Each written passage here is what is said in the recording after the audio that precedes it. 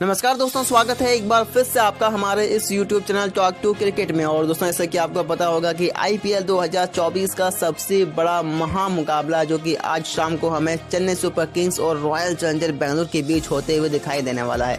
वैसे तो आपने सिनेरियो देख ही लिया होगा कि RCB का सिनेरियो किस तरह से है, किस तरह से उनको चेस करते हुए मात्र 18वें ओवर में ही उनको जीतना होगा, और अगर वो डिफेंड करते हैं तो फिर CSK को 18 रन से पहले ही उनको समेटना होगा। इस तरह का सिनेरियो तो आपने देख ही लिया होगा, सुन ही लिया होगा। लेकिन दोस्तों, क्या होगा अगर बारिश होती है और ओवर्स कम होते हैं, तो फिर सिनेरियो चेंजेस होंगे, किस तरह का चेंजेस होंगे, आज के इस वीडियो में दोस्तों हम बात करने वाले हैं। वीडियो बहुत ही इंटरेस्टिंग, बहुत ही खास होने वाला है, तो वीडियो को एंड तक जरूर देखिएगा। और अगर अभी तक आपने हमारे इस वीडियो को लाइक नहीं किया तो वीडियो को लाइक कर दीजिएगा, चैनल को सब्सक्राइब कर लीजिएगा। चलिए फटाफट से वीडियो को स्टार्ट कर लेते हैं। सबसे पहले हम बात कर लेते हैं दोस्तों RCB की बैटिंग। अगर RCB को बैटिंग करना होगा तो फिर वो किस तरह से मुकाबला जीत सकता है। पहले तो उनको 20 ओवर का अगर मुकाबला हो तो फिर नो डाउट 200 रन बनाने होंगे और 182 रन पर ही CSK को समेटना होगा। अगर मुकाबला 19 ओवर का होता है तो फिर भी 200 रन बनाने होंगे और 182 रन पर ही CSK को समेटना ही होगा। अगर 18वें ओवर का मुकाबला होता है तो फिर 190 रन बनाने होंगे और 172 रन CSK को रोकना होगा। अगर 17वें ओवर तक मुकाबला होता है तो फिर 180 तक जाना होगा RCB को और 162 में ही CSK को रोकना होगा।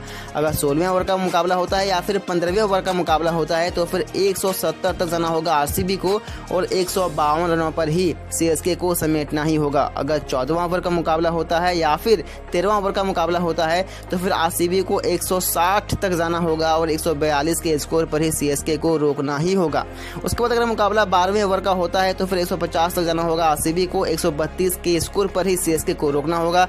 अगर 11वें ओवर का मुकाबला होता है तो फिर 140 तक RCB को जाना होगा और 122 तक के स्कोर तक ही CSK को रोकना ही होगा। अगर 10 ओवर का मुकाबला होता है तो फिर RCB को 130 बनाने होंगे और CSK को 112 रनों पर ही रोकना होगा। अगर मुकाबला 9 ओवर का होता है तो फिर 120 रनों तक जाना होगा RCB को और 102 रनों के अंदर ही CSK को समेटना होगा।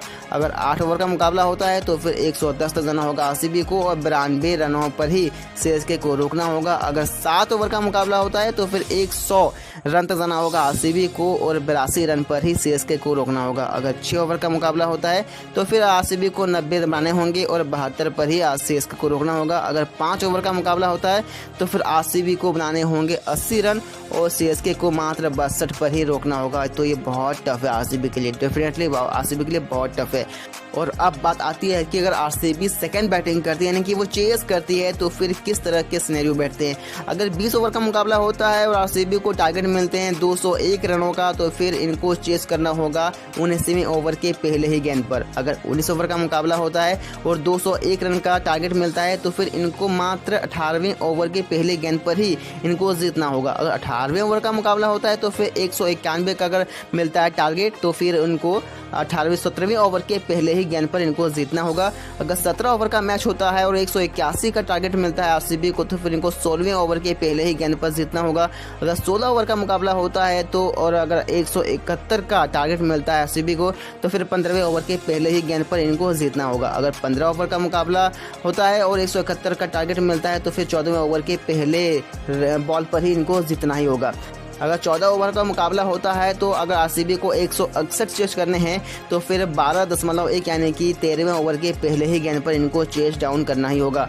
अगर 13वें ओवर का मुकाबला होता है और 161 का टारगेट मिलता है RCB को तो नो डाउट यहाँ पर 12वें ओवर के पहले ही गेंद पर इनको चेस डाउन करना ही होगा। अगर 12वें ओवर का मुकाबला होता है और 151 टारगेट चेस करने होंगे तो इनको 11वें ओवर के पहले ही गेंद पर इनको चेस डाउन करना होगा। अगर 11वें ओवर का मुकाबला होता है और 141 का टारगेट मिलता है तो फिर 10वें ओवर के पहले गेंद पर इनको चेस डाउन करना ही होगा। अगर 10वें ओवर का मुकाबला होता है और 131 का टारगेट मिलता है तो फिर नो डाउट यहाँ पर 9वें ओवर के पहले ही गेंद पर इनको चेस डाउन करना ही होगा। अगर 9 ओवर का मुकाबला होता है और 121 रन बनाने हैं तो फिर 8 ओवर के पहले ही गेंद पर इनको चेस डाउन करना ही होगा।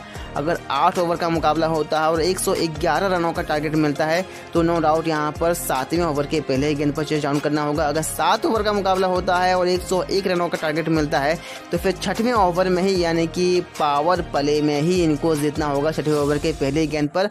अगर 6 ओवर का मुकाबला होता है और 91 रनों का टारगेट मिलता है तो फिर इनके 5वें ओवर के पहले गेंद पर इनको जीतना होगा। अगर 5 ओवर का मुकाबला होता है, उस सीएसके ने 81 रन का टारगेट दिया है, तो फिर इनको मात्र चौथे ओवर के पहले ही गेंद पर चेस डाउन करना होगा, जो कि बहुत टफ है, डेफिनेटली बहुत टफ है। अगर बारिश होती है तो फिर आरसीबी के लिए बहुत टफ हो जाता है।